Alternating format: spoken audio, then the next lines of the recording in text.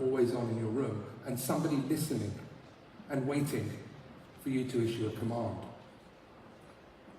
And in some cases, we don't even know it's happening. This is actually taken from a smart meter, and smart meters today have the ability to learn and understand every single electrical device in your home. So therefore, your utility know the fact that you're coming in at 8 o'clock in the evening to cook your dinner. But just ask, what more could they do?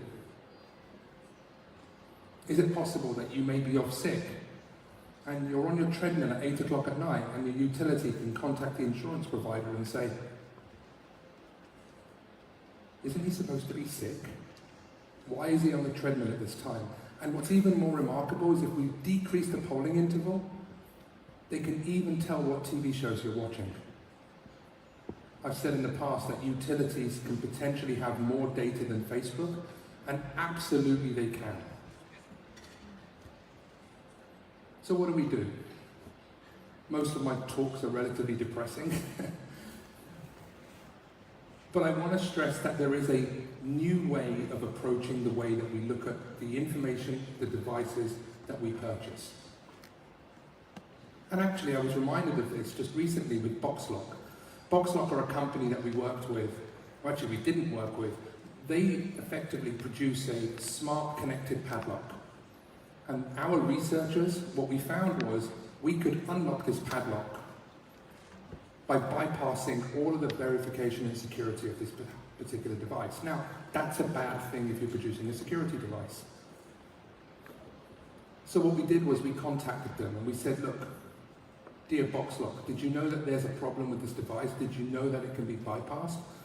And the company were fantastic. Within 7 days, they looked at the vulnerability, they produced a fix, they tested the fix, and they rolled it out. I would encourage all of you today, if you are looking to purchase any IoT equipment for your home, begin to question things like, does the company have a vulnerability disclosure policy? How quick do they patch? If you're using WhatsApp, for example, that's a very real question. In particular, if you're working in an environment where you're an activist, for example, or you're a journalist, making sure that you have systems and devices, but not only that, companies that understand the value of security is imperative. And actually, maybe it's not even security. Maybe that's the wrong word. This is about digital trust. Can you trust the devices that you have in your home?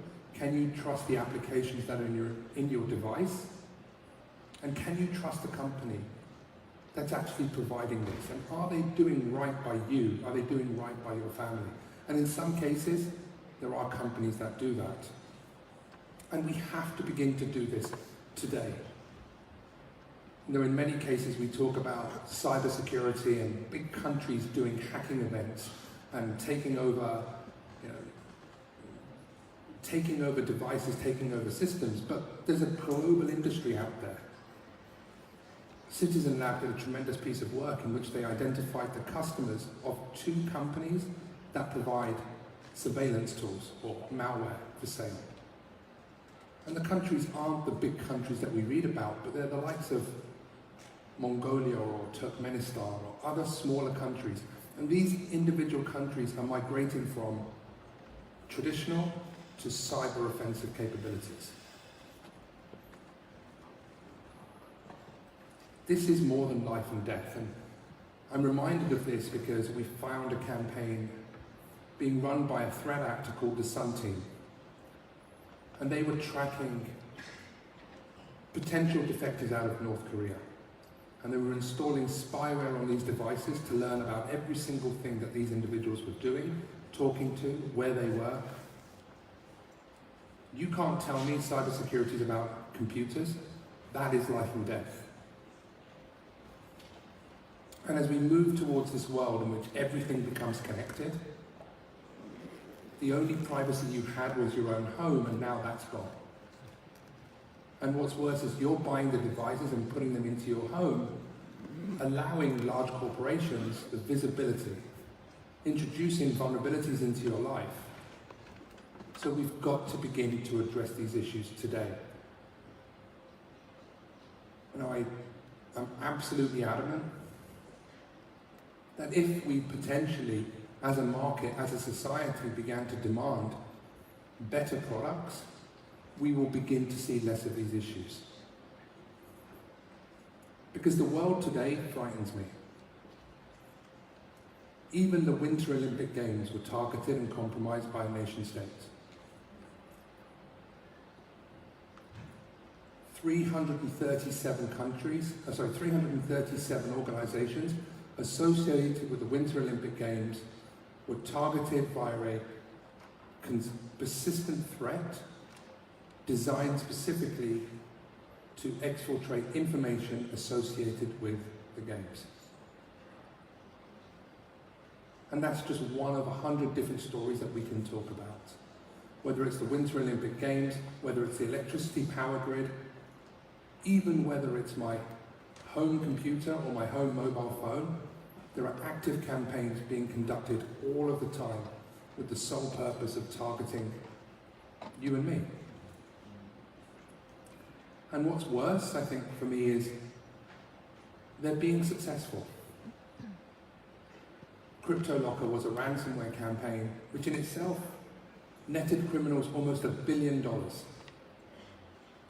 And that $1 billion was being used to research and development and innovate the nation-state adversary's capability to be able to target you and me.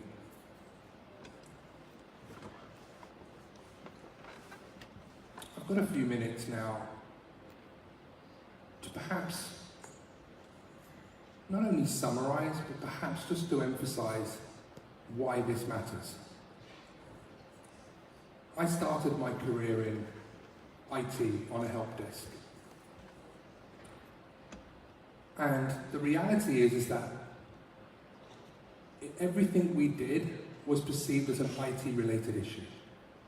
A computer virus would make your computer go slower.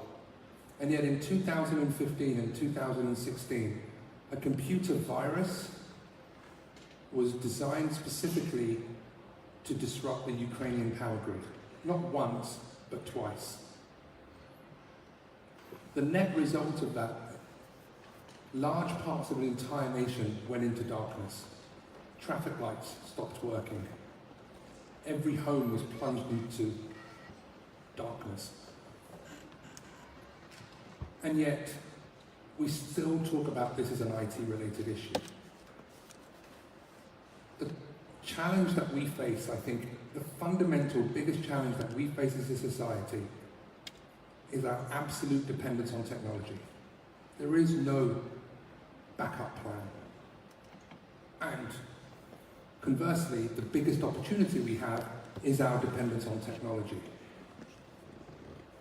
If we don't begin to address these fundamental foundational pillars to integrate security and privacy, effectively trust at the root of all of these new devices,